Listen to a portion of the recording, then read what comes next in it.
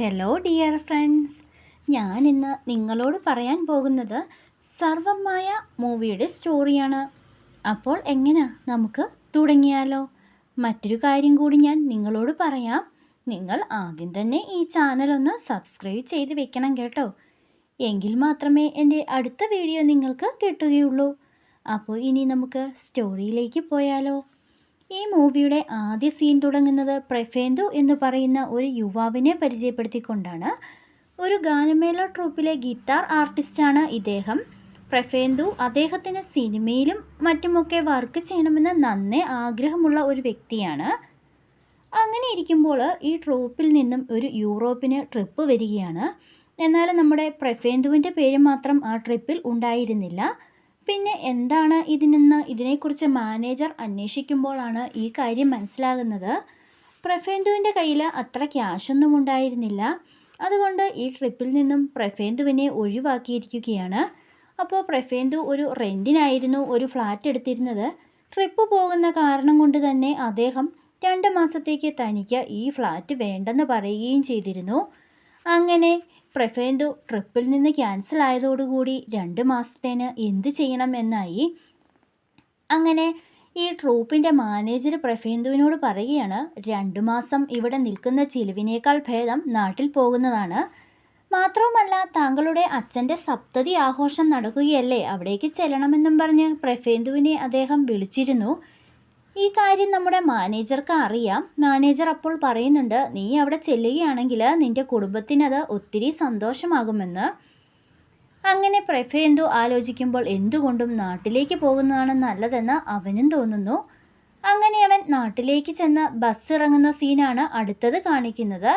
പ്രഫേന്ദു ഒരു ബ്രാഹ്മണ കുടുംബത്തിലെ അംഗമാണ്. പണ്ട് പൂജാവിധികളൊക്കെ പ്രഫേന്ദുവും ചെയ്തിരുന്നു. പിന്നീട് ജീവിതത്തിലെ ചില സാഹചര്യങ്ങളിൽ നിന്നും പ്രഫേന്ദു മാറി ചിന്തിച്ചു. ഇപ്പോൾ പ്രഫേന്ദു ഒരു എത്തിസ്റ്റാണ്. അച്ഛനുമായും പ്രഫേന്ദുവിന് അത്ര നല്ല ബന്ധമൊന്നുമല്ല ഉള്ളത്. പ്രഫേന്ദുവിൻ്റെ അച്ഛൻ നീലകണ്ഠൻ നായർ പൂജാരിയാണ്. ശബരിമല അടക്കമുള്ള പല ക്ഷേത്രങ്ങളിലും അദ്ദേഹം പൂജ ചെയ്തിട്ടുമുണ്ട്. അദ്ദേഹത്തിൻ്റെ അനിയനാണെങ്കിൽ ഇപ്പോൾ ഇൻ്റർനാഷണൽ ലെവലിലൊക്കെ പൂജയും ചെയ്യുന്നു. അങ്ങനെ അയാൾ നാട്ടിലെത്തി. അപ്പോൾ അവിടെ അച്ഛൻ്റെ സപ്തതി ആഘോഷങ്ങൾ നടക്കുകയാണ്. അവിടെ മിനിസ്റ്റർ എത്തിയിരുന്നു അച്ഛനോട് നേരിട്ട് ആശംസകളൊക്കെ അറിയിക്കാൻ. എന്നാൽ പ്രഫേന്ദു ഉമ്മറത്തൂടെ അല്ലാതെ വീടിൻ്റെ പിന്നാമ്പുറത്തൂടെയാണ് അകത്തേക്ക് പ്രവേശിച്ചത്.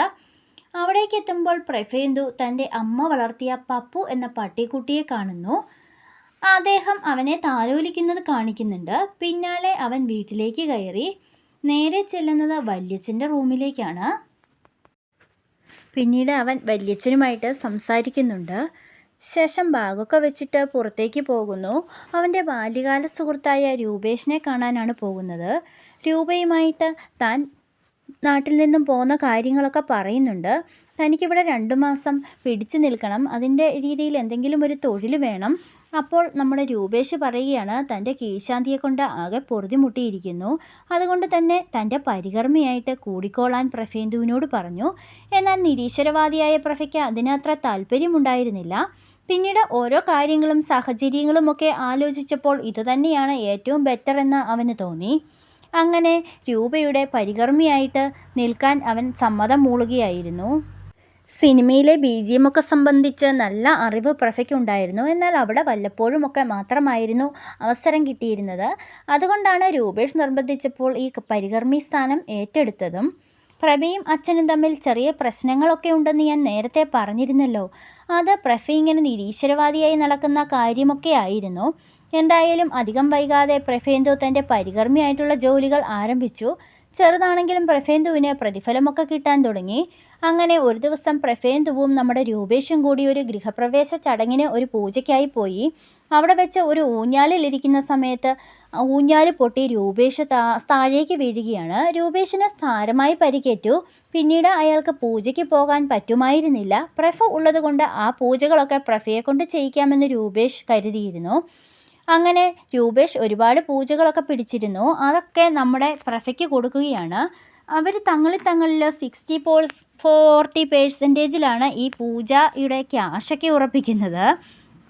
അങ്ങനെ പൂജയും കാര്യങ്ങളും ഇങ്ങനെ നല്ല രീതിയിൽ നടന്നു പോവുകയാണ്. അതിനിടയ്ക്ക് നമ്മുടെ പ്രഫയുടെ റെക്കോർഡിങ് ബോളിവുഡിലുള്ള ഒരു മ്യൂസിക് ഡയറക്ടർക്ക് ഇതിൻ്റെ ട്യൂണ് കണ്ടിട്ട് ഇഷ്ടമായിട്ട് പ്രഫയെ കാണണമെന്നും പ്രഫയുടെ മ്യൂസിക് കേൾക്കണമെന്നും ഒക്കെ താല്പര്യം പ്രകടിപ്പിക്കുന്നു.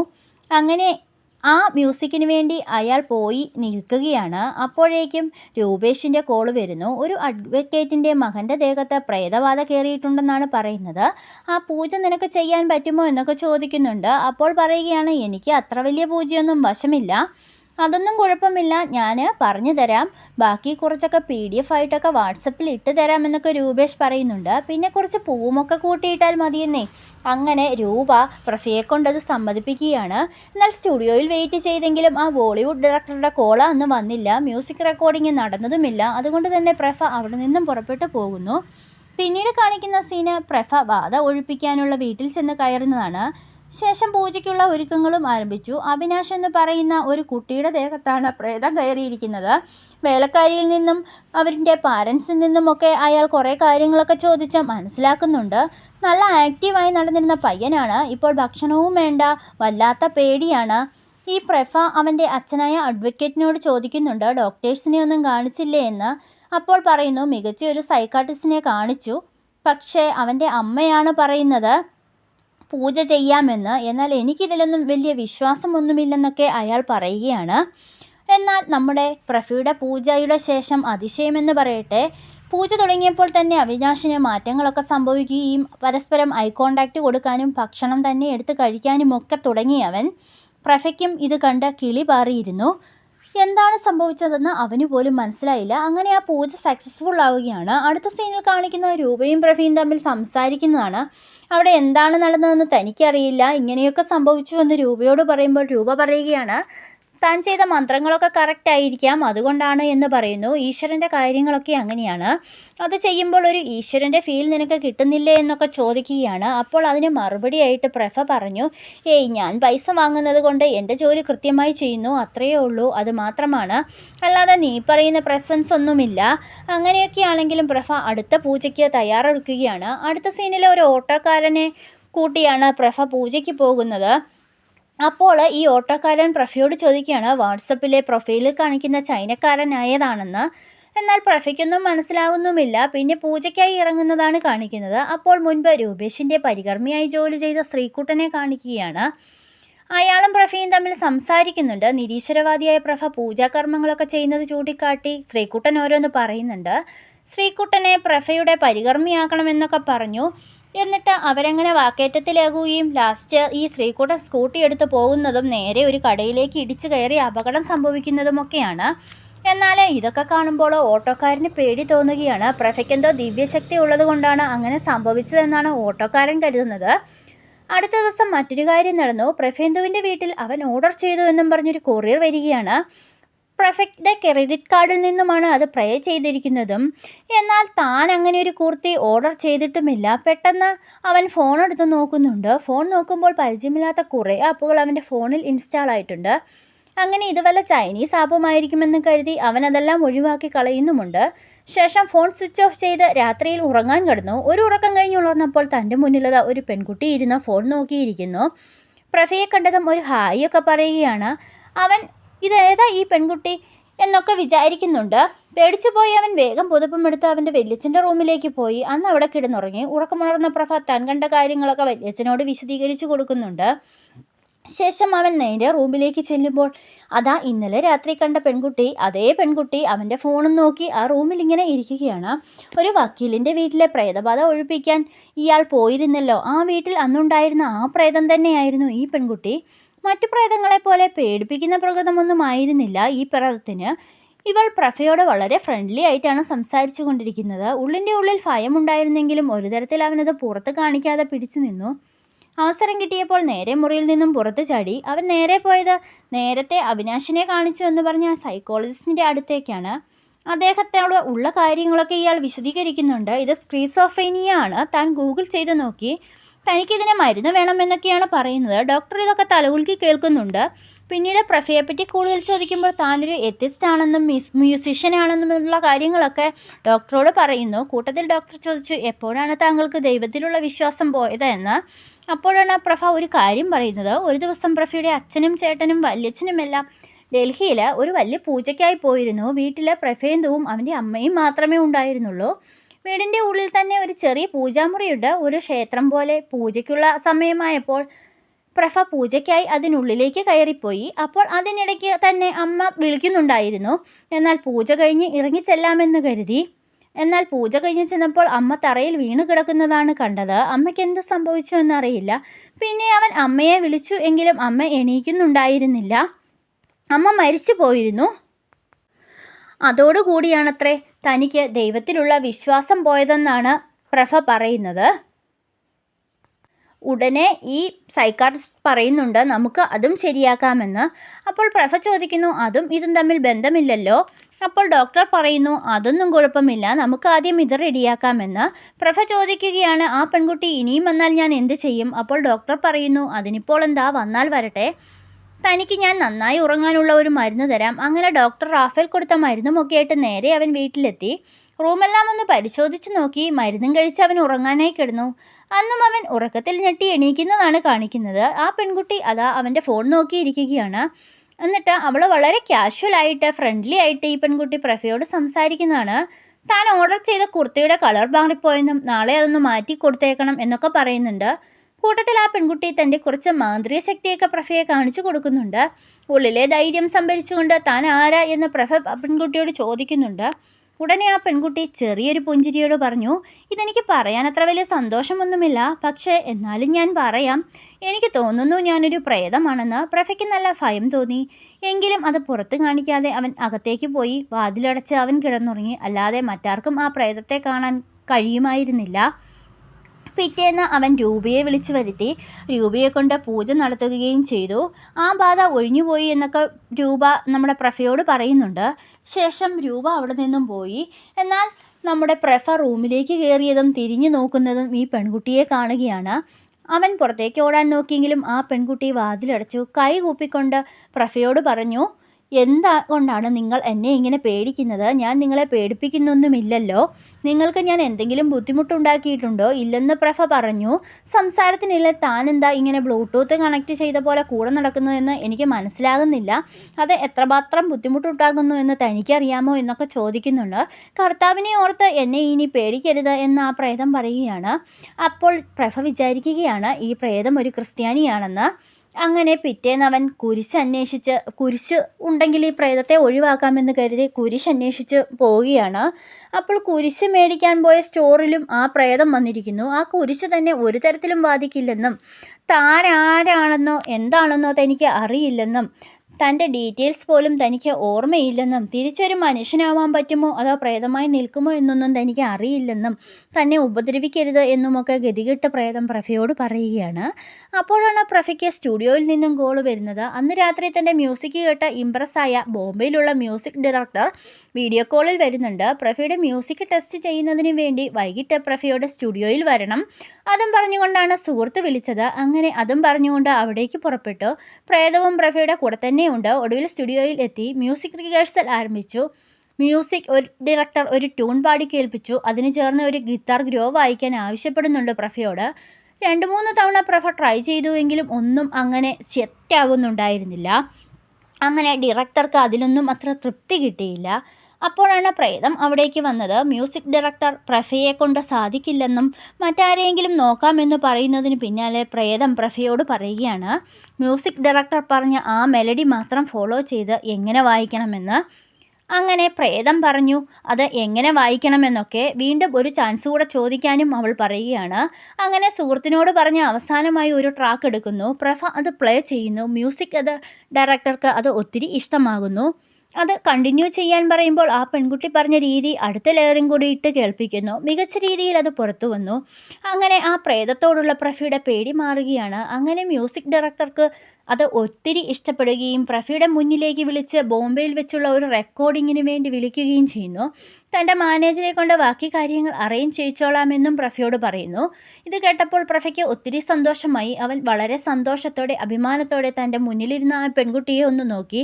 തൻ്റെ വർഷങ്ങളായുള്ള സ്വപ്നമായിരുന്നു അത്. പ്രേതത്തോടുള്ള പേടി പോയതും പ്രഫ ആ പെൺകുട്ടിയുമായി സംസാരിക്കാൻ തുടങ്ങി. അങ്ങനെ ആ പെൺകുട്ടി പറയുകയാണ്, നേരത്തെ താൻ കണക്ട് ചെയ്തിരുന്ന അവിനാശ് എന്ന് പറയുന്ന ആ കുട്ടിക്കും ഗിത്താറിലും മ്യൂസിക്കിലും ഒക്കെ താല്പര്യമുണ്ടായിരുന്നു. ചിലപ്പോൾ അതായിരിക്കാം നമ്മളെ തമ്മിൽ കണക്ട് ചെയ്തിരിക്കുന്നത്. സംസാരമധ്യേ അവളുടെ വായിൽ നിന്നും ഡിലേലു എന്നൊരു പേര് വരികയായിരുന്നു. പ്രഫയാകട്ടെ ആ കുട്ടിയുടെ പേര് അതായിരിക്കുമെന്ന് കരുതി അവളെ അങ്ങനെ വിളിക്കുന്നു. പിന്നീട് ഇതൊക്കെ ഇല്യൂഷനാണ് എന്ന രീതിയിൽ അവരുടെ സംസാരം നീണ്ടുപോയി. എന്നിട്ട് അവളോട് പറയുകയാണ്, ഇനി അങ്ങനെ ഡ്രസ്സൊന്നും ഓർഡർ ചെയ്യരുത് എന്നും കുറച്ച് ടൈറ്റാണെന്നുമൊക്കെ. തനിക്ക് ഇഷ്ടപ്പെട്ട വസ്ത്രങ്ങളും തൻ്റെ ഹോബിയും ഹാബിറ്റുമൊക്കെ തനിക്ക് ഓർമ്മയുണ്ടെന്നും പക്ഷേ തനിക്ക് ഇഷ്ടപ്പെട്ട വൈറ്റിലെ ലാവണ്ടർ പൂക്കളുള്ള ഒരു കുർത്തി മാത്രം തനിക്ക് ഓർത്തെടുത്ത് ധരിക്കാൻ പറ്റുന്നില്ലെന്നും അത് കണ്ടാൽ ധരിക്കാൻ വേണ്ടിയാണ് താനത് ഓർഡർ ചെയ്യുന്നത് എന്നും അവൾ പറഞ്ഞു. കൂട്ടത്തിൽ അവൾ ഒരു കാര്യം കൂടെ കൂട്ടിച്ചേർത്തു. താൻ മരിക്കുന്നതിന് മുമ്പ് ആരോ ഒരു എസ് പറഞ്ഞു. ഞാൻ മരിക്കണമെന്ന് ആഗ്രഹിക്കുന്നത് പോലെ ആരാ അത് പറഞ്ഞതെന്തോ എന്താ തനിക്ക് സംഭവിച്ചതെന്നോ ഒന്നും വ്യക്തമല്ല. കൂട്ടത്തിൽ ഡിലേലുവിൽ നിന്നും ഒരു കാര്യം കൂടി പ്രഫ മനസ്സിലാക്കി. ശ്രീകുട്ടൻ്റെ വണ്ടി എന്ന് പ്രഫയെ ഭീഷണിപ്പെടുത്തി പോയതിനു ശേഷം അപകടത്തിൽപ്പെട്ടല്ലോ. അത് ചെയ്തതുപോലും ഡിലേലു ആയിരുന്നത്രേ. പിന്നീട് അങ്ങോട്ട് അവർ നല്ല സുഹൃത്തുക്കളായി മാറി. അവർ രണ്ടാളും ചേർന്ന് ഡിലേലു ആരാണെന്ന് കണ്ടെത്താനുള്ള ശ്രമത്തിലായിരുന്നു. അവരുടെ സൗഹൃദവും കൂട്ടത്തിൽ വളർന്നു വന്നു. നാളുകൾ മുൻപോട്ട് പോയെങ്കിലും ഡിലേലു ആരാണെന്ന് മാത്രം കണ്ടെത്താൻ അവർക്ക് കഴിഞ്ഞില്ല. ഒരിക്കൽ അച്ഛനും പ്രഫയും അത്ര അടുപ്പത്തിലല്ല എന്ന് ഡിലേലു മനസ്സിലാക്കി. അതിനെക്കുറിച്ച് പ്രഫയോട് ചോദിക്കുന്നു. അപ്പോൾ പ്രഫ പറയുന്നുണ്ട്, അമ്മ മരിച്ച ദിവസം അമ്മയുടെ ഏറ്റവും പ്രിയപ്പെട്ട പട്ടിക്കുട്ടി പപ്പു നന്നായി കുരച്ചുകൊണ്ടിരുന്നു. അമ്മയായിരുന്നു അവൻ്റെ ഏറ്റവും ഫേവറേറ്റ്. അവസാനമായിട്ട് അമ്മയെ ഒന്ന് അവനെ കാണിക്കാൻ വേണ്ടിയിട്ട് ഞാൻ അവനെയും എടുത്ത് അമ്മയുടെ അടുത്തേക്ക് ചെന്നു. അച്ഛൻ അത് കണ്ട് എല്ലാവരുടെയും മുന്നിൽ വെച്ച് വലിയ രീതിയിൽ ഒച്ചയുണ്ടാക്കി. അച്ഛൻ അന്ന് തൊട്ടേ മൃഗങ്ങളെ ഒന്നും തീരെ ഇഷ്ടമല്ല. പപ്പുവിനെയും കൊണ്ട് ഞാൻ പുറത്തിറങ്ങി നിന്നു. ചടങ്ങുകളെല്ലാം തീരുന്നത് വരെ അവിടെ തന്നെ നിന്നു. എന്നിട്ടും എനിക്കും പപ്പുവിനും അവസാനമായി അമ്മയുടെ അടുത്ത് ചെലവിനുള്ള സമയവും അവസരവുമാണ് അച്ഛൻ അന്ന് ഇല്ലാതാക്കിയത്. അതിനുശേഷം ഞങ്ങൾ മിണ്ടാതായി. പിന്നീട് ഞാൻ പൂണൂലൂടെ ഉപേക്ഷിച്ചതോടുകൂടി ഒന്നുകൂടി വലുതായി. എല്ലാം കേട്ട് കഴിഞ്ഞപ്പോൾ ഡിലേലു പറയുകയാണ്, നോക്കു പ്രഫ, ഒരാളുമായിട്ട് നമ്മൾ പിണങ്ങിക്കഴിഞ്ഞാൽ പിന്നെ അത് മെയിൻറ്റെയിൻ ചെയ്തു പോകാൻ വലിയ ബുദ്ധിമുട്ടാണ്. ഇനിയിപ്പോൾ അതൊക്കെ സോൾവ് ചെയ്ത് വേണം പോകാൻ. എങ്കിൽ ഇനിയിപ്പോൾ എന്താ പ്രശ്നം? താനിപ്പോൾ പൂണൂലും ഇട്ടു. അച്ഛനാണെങ്കിൽ പപ്പുവുമായിട്ട് ഒരു പ്രശ്നവുമില്ല. അതൊക്കെ ശരിയാണെന്നും പറഞ്ഞ് പ്രഫ അത് അംഗീകരിക്കുകയും ചെയ്യുന്നുണ്ട്. ഡിലേലു ആരാണെന്ന് കണ്ടെത്താനുള്ള ശ്രമങ്ങൾ അവർ പിന്നീട് തുടരുന്നു. അവർ ഓരോ സെമിത്തേരിയിലും പോയി ഡിലേലുവിൻ്റെ കുഴിമാടം തപ്പിക്കൊണ്ടേയിരുന്നു. ആ ഇടയ്ക്കാണ് അവരുടെ അമ്പലത്തിൽ ഉത്സവം വരുന്നത്. അതിൽ പങ്കുചേരാൻ പ്രഭുവും ഡിലേലുവും പോയി. അവിടെ വെച്ച് അണിഞ്ഞൊരുങ്ങി വന്ന കേരള സാരിയൊക്കെ ധരിച്ച സുന്ദരിയെ കണ്ട് ഡിലേലുവിന് തോന്നി അങ്ങനെയാവാൻ. പ്രഭയാണെങ്കിൽ അമ്പലത്തിലൊന്നും കയറാതെ രൂപയെ വെട്ടിച്ച് ഇങ്ങനെ നടക്കുകയായിരുന്നു.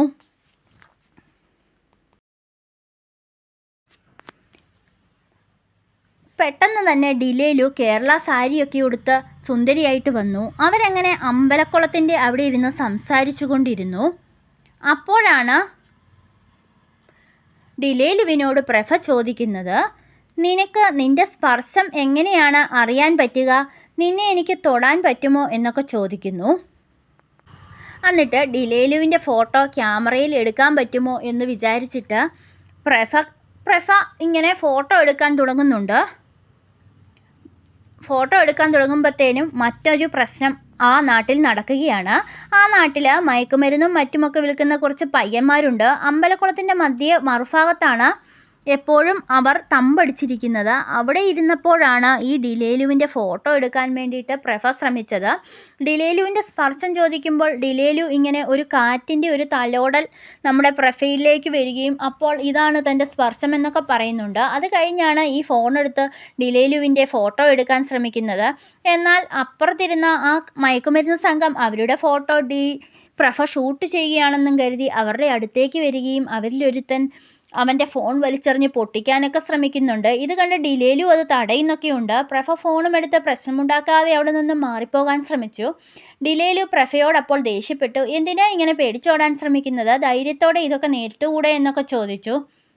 അങ്ങനെ പിന്നീട് അവർ വരുമ്പോൾ നമ്മുടെ പ്രഫ അവരെ അടിച്ച് ഓടിച്ചു വിടുന്നതൊക്കെ കാണിക്കുന്നു. പിന്നീട് അടുത്ത സീൻ കാണിക്കുന്നത് ഡിലേലുവും പ്രഫയും കൂടി എയർപോർട്ടിൽ പോകുന്നതാണ്.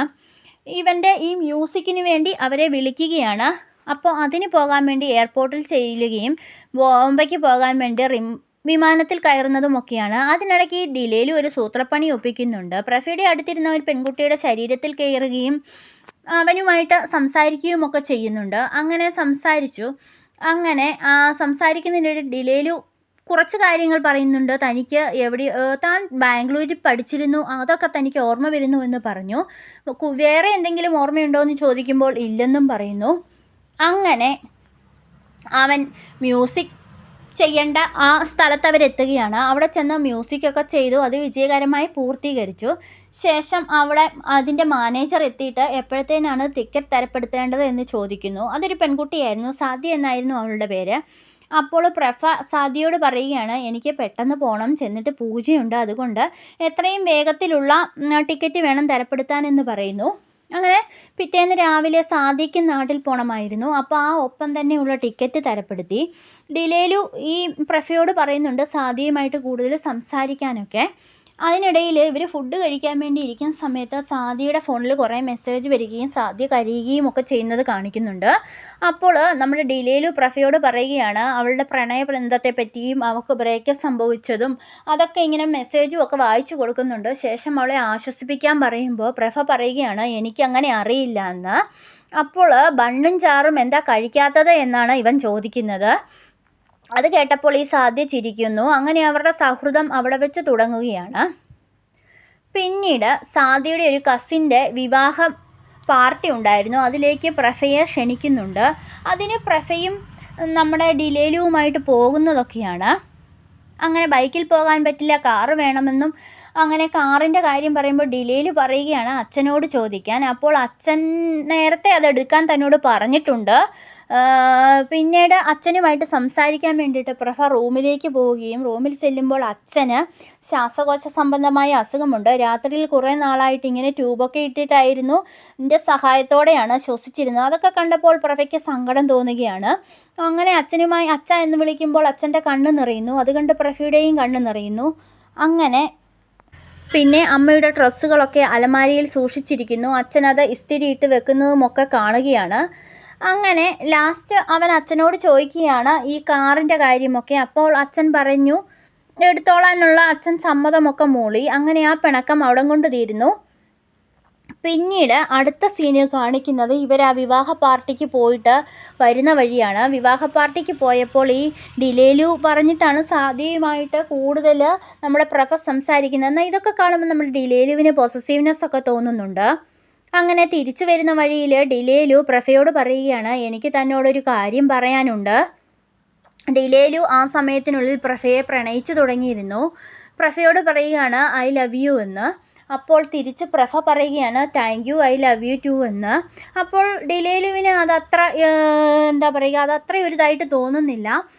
ഡിലേലു പറയുകയാണ് കാര്യമായിട്ട് പറഞ്ഞതാണ്, പിന്നെന്താ നീ ഇങ്ങനെയൊക്കെ ബിഹേവ് ചെയ്യുന്നതെന്നും പറഞ്ഞ് ഡിലേലു നമ്മുടെ പ്രഫയോട് ദേഷ്യപ്പെടുകയാണ്.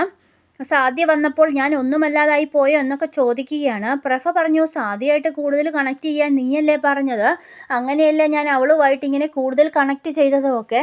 അപ്പോഴേക്കും സാദിയുടെ കോള് വരുന്നുണ്ട് നമ്മുടെ പ്രഫയ്ക്ക്. അപ്പോഴേക്കും ആദ്യം അത് എടുക്കാതിരിക്കുകയും പിന്നീട് ഇവൾ പറഞ്ഞതിന് ശേഷം ആ കോൾ എടുക്കുകയും തനിക്ക് കുറച്ച് പ്രൈവസി വേണമെന്നും പറഞ്ഞ പ്രഫ കാറിൻ്റെ ഡോർ തുറന്ന് വെളിയിലേക്ക് പോകുമ്പോൾ പെട്ടെന്ന് ഒരു കാറ് പ്രഫയെ ഇടിക്കാൻ വരുന്നു. അപ്പോഴത്തേക്കും നമ്മുടെ ഡിലേലുവിന് എന്തൊക്കെയോ കാര്യങ്ങൾ ഓർമ്മ വരികയാണ്. പെട്ടെന്ന് ഡിലേലു നമ്മുടെ പ്രഫയുടെ അടുത്ത് നിൽക്കുന്നു. പ്രഫയെ കെട്ടിപ്പിടിക്കുകയും ഡിലേലുവിന് ഓർമ്മ വന്ന കാര്യങ്ങളൊക്കെ പ്രഫയിലേക്ക് പകർത്തപ്പെടുകയും ചെയ്യുന്നു. ഡിലേലുവിൻ്റെ യഥാർത്ഥ പേര് മായ മാത്യു മാഞ്ഞൂരാൻ എന്നായിരുന്നു. ഇടുക്കിയിലെ കുട്ടിക്കാനത്ത് ഫാമിലിയോടൊപ്പം വളരെ സന്തോഷമായി ജീവിച്ചിരുന്ന ഒരു പെൺകുട്ടി. എന്നാൽ താൻ ബാംഗ്ലൂരിൽ പഠിക്കുന്ന സമയത്ത് തനിക്കൊരു പ്രണയം ഉണ്ടാകുന്നുണ്ട്. ആ പ്രണയത്തിൻ്റെ കാര്യം അച്ഛനൊക്കെ ഉള്ളപ്പോൾ വീട്ടിൽ പറയുകയാണ്. എന്നിട്ട് വീട്ടുകാരോട് തൻ്റെ സീനിയനായിരുന്നു അത്. അവളുടെ മമ്മിക്ക് അതൊന്നും ഇഷ്ടമായിരുന്നില്ല. ബിഎഡൊക്കെ ഉണ്ട്. അപ്പം അത് മാത്രവുമല്ല അതൊരു ഹിന്ദു ആയിരുന്നു. അതുകൊണ്ട് തൻ്റെ മമ്മിക്ക് അത് ഇഷ്ടപ്പെടില്ല എന്ന് അവൾക്ക് ഉറപ്പായിരുന്നു. അങ്ങനെ അച്ഛനോട് ആ കാര്യം പറയുകയും ഈ വീട്ടുകാരോട് ഇതൊക്കെ പറഞ്ഞ് സമ്മതിപ്പിക്കുകയും ഒക്കെ ചെയ്യുന്നുണ്ട്. എന്നിട്ട് വീട്ടുകാരെല്ലാവരും കൂടെ ആ പയ്യനെ കാണാൻ പോകാനിരിക്കുകയായിരുന്നു. അങ്ങനെ അവർ ഈ പറഞ്ഞ സ്ഥലത്തെത്തി വെയിറ്റ് ചെയ്യുമ്പോൾ ഈ പയ്യൻ വരുന്നില്ല. അപ്പോഴത്തേക്കും നമ്മുടെ ഡിലേലുവിൻ്റെ ഫോണിലേക്ക് ഒരു കോള് വരുന്നു. കോള് വരുമ്പോൾ ഈ കോൾ എടുക്കാൻ വേണ്ടിയിട്ട് ഡിലേലു കാറിൻ്റെ ഡോറ് തുറന്ന് പുറത്തേക്ക് ഇടുകയാണ്. പുറത്തേക്ക് ഇറങ്ങുമ്പോഴത്തേക്കും ഒരു വണ്ടി വന്ന് ഡിലേലുവിനെ ഇടിച്ച് തെറിപ്പിക്കുകയാണ്. അപ്പോഴേക്കും ഡിലേലുവിൻ്റെ പാരൻസ് കരയുന്നുണ്ട്, മോളെയെന്നും വിളിച്ച്. ശേഷം കാണിക്കുന്ന ഒരു ഹോസ്പിറ്റലിൻ്റെ സീനാണ്. ഹോസ്പിറ്റലിൽ ചെല്ലുമ്പോൾ ഇവൾക്ക് ബ്രെയിൻ ഡെത്തൊക്കെ സംഭവിച്ചു. വെൻറ്റിലേറ്ററിൻ്റെ സഹായത്തോടെയാണ് ഡിലേലു കിടക്കുന്നത്. അപ്പോഴേക്കും അനിയൻ്റെ സ്കൂളിൽ നിന്നും വിവരം അറിയിക്കുമ്പോൾ അനിയൻ്റെ സ്കൂളിലാണ് ഈ അവിനാശ് എന്ന് പറയുന്ന പയ്യൻ പഠിച്ചിരുന്നത്. അതായത് നമ്മുടെ ഡിലേലു നേരത്തെ പ്രേതമായിട്ട് ആ കുട്ടിയുടെ ശരീരത്തായിരുന്നു കയറിയിരുന്നത്. ഈ ഹോസ്പിറ്റലിൽ വെച്ചാണ് ഇങ്ങനെ ഡിലേലു ആ കുട്ടിയുടെ ശരീരത്തിൽ കയറുന്നത്. പിന്നീട് അവളുടെ അനിയൻ്റെ സമ്മതം കൂടി വേണമായിരുന്നു. അങ്ങനെ ഇവൾ ആദ്യം തൊട്ട് താൻ മരിക്കുന്നതിന് മുമ്പ് ഒരു ആരോ പറഞ്ഞു എന്ന് പറയുന്നത് അവൾക്ക് ബ്രെയിൻ ഡെത്ത് ആയതിനാൽ പിന്നെ ഇങ്ങനെ കിടക്കത്ത് ജീവൻ ഉണ്ടെന്ന് മാത്രമേ ഉള്ളായിരുന്നു. അതുകൊണ്ട് അവളുടെ അനിയനൊരു പറയുന്നുണ്ട്. അങ്ങനെ വെൻറ്റിലേറ്റർ മാറ്റുകയും അങ്ങനെയാണ് നമ്മുടെ മായ മരണപ്പെടുന്നത്. ഈ കാര്യങ്ങളെല്ലാം പ്രഭയ്ക്ക് മനസ്സിലാക്കി കൊടുത്തതിന് ശേഷം മായ മറഞ്ഞു പോവുകയാണ്. അവൾ അപ്രത്യക്ഷമായതിനു ശേഷം ഇവൻ്റെ കണ്ണിൽ നിന്നും കണ്ണുനീരൊക്കെ വരുന്നുണ്ട്. ശേഷം വീട്ടിൽ വന്ന് ഈ കഥയെല്ലാം അവൻ്റെ വല്യച്ഛനോട് പറയുന്നു. വല്യച്ഛൻ പറയുന്നുണ്ട്, ഇതൊക്കെ നിൻ്റെ തോന്നലായിരിക്കാം, അല്ലെങ്കിൽ ചിലപ്പം സത്യവുമായിരിക്കാം. എന്തായാലും ആ കുട്ടി ഇഷ്ടപ്പെട്ട ആ പയ്യനെ അവളുടെ വീട്ടുകാർ കണ്ടിട്ടില്ലല്ലോ, നീ എന്തായാലും ഒരു കാര്യം ചെയ്യണം, അവളുടെ വീട് വരെ ഒന്ന് പോകണമെന്ന് പറയുന്നു. അങ്ങനെ പിറ്റേന്ന് രാവിലെ ഇടുക്കിയിലെ കുട്ടിക്കാനത്തേക്ക് നമ്മുടെ പ്രഭ യാത്ര തിരിക്കുന്നു. അവൻ്റെ വീട്ടിൽ ചെന്നിട്ട് മായയുടെ സുഹൃത്താണെന്ന് പറയുന്നു. മായയുടെ അമ്മ കതക് തുറന്ന് അവനെ വെൽക്കം ചെയ്യുന്നു. അങ്ങനെ മായയുടെ കാര്യങ്ങളൊക്കെ ഇവരിങ്ങനെ കുറച്ച് സംസാരിക്കുന്നുണ്ട്. ശേഷം അവന് എന്തെങ്കിലും കുടിക്കാൻ എടുക്കാമെന്നും പറഞ്ഞ് മായയുടെ അമ്മ അടുക്കളയിലേക്ക് പോകുമ്പോൾ അവളുടെ ഒരു ഫോട്ടോ ഇങ്ങനെ ഭിത്തിയിൽ തൂക്കിയിട്ടിരിക്കുന്നത് അവൻ കാണുകയാണ്. അവൻ ആ ഫോട്ടോയിലേക്ക് ഇങ്ങനെ നോക്കി നിൽക്കുന്നത് കണ്ടുകൊണ്ടാണ് അവളുടെ അമ്മ വെള്ളവുമായിട്ട് വരുന്നത്. അപ്പോഴത്തേക്കും മായ അന്ന് പറഞ്ഞ കാര്യങ്ങളൊക്കെ അവർ ഓർത്തെടുക്കുകയാണ്. തൻ്റെ സീനിയർ തന്നേക്കാൾ പ്രായം കൂടുതലുണ്ട്, താടിയുണ്ട്, അതുപോലെ തന്നെ കാണാൻ ഹാൻസുവുമാണ്. അപ്പോൾ അമ്മയ്ക്ക് തോന്നുകയാണ് അവൾ പറഞ്ഞ പയ്യൻ ഇത് തന്നെയാണെന്ന്. ഉടനെ അവളുടെ അമ്മ ചോദിക്കുകയാണ്, മായ ഇഷ്ടപ്പെട്ടിരുന്ന പയ്യനായിരുന്നോ എന്ന്. അപ്പോൾ പ്രഭ തിരിഞ്ഞു നോക്കാതെ അതെ എന്ന് മറുപടി പറഞ്ഞിട്ട് ആ വീട്ടിൽ നിന്നും ഇറങ്ങുകയാണ്. അങ്ങനെ വീട്ടിൽ നിന്നും ഇറങ്ങുമ്പോൾ അവളുടെ വീടിൻ്റെ മുറ്റത്തെത്തുമ്പോൾ അവൻ്റെ കവിളിൽ ഒരു സ്പർശം അനുഭവപ്പെടുകയാണ്. അത് മായയായിരുന്നു. അവൾക്ക് സന്തോഷമായി അത് കേട്ടപ്പോൾ. പിന്നീട് കാണിക്കുന്നത് നമ്മുടെ പ്രഭ മ്യൂസിക്കും ഗിത്താറും ഒക്കെ ആയിട്ട് അവനിങ്ങനെ നടക്കുന്നതും അവൻ അതിൽ കൂടുതൽ കോൺസെൻട്രേറ്റ് ചെയ്യുകയും ഒക്കെ ചെയ്യുന്നുണ്ട്. അതിനിടയ്ക്ക് ഡിലേലുവിൻ്റെ ഓർമ്മകൾ അവനെ ഇങ്ങനെ തലോടിക്കൊണ്ടിരുന്നു. പിന്നെ സാദിയുമായിട്ടുള്ള സൗഹൃദവും ഒക്കെ കാണിക്കുന്നുണ്ട്. അങ്ങനെ ഈ സ്റ്റോറി അവിടെ അവസാനിക്കുന്നതാണ് കാണുന്നത്. ഇത് നിങ്ങൾക്ക് ഇഷ്ടമായിട്ടുണ്ടെങ്കിൽ ഈ ചാനൽ ഒന്ന് സബ്സ്ക്രൈബ് ചെയ്യുകയും എന്നെ ഒന്ന് സപ്പോർട്ട് ചെയ്യുകയും ചെയ്യുക. അടുത്തത് നിങ്ങൾക്ക് ഏത് സ്റ്റോറിയുടെ, അതായത് ഏത് സിനിമയുടെ സ്റ്റോറിയാണ് വേണ്ടതെന്ന് വെച്ചാൽ നിങ്ങൾ കമൻറ്റിലൂടെ രേഖപ്പെടുത്തുക. അപ്പോൾ പുതിയൊരു സ്റ്റോറിയുമായി വരുന്നത് വരേക്കും എല്ലാവർക്കും നമസ്കാരം.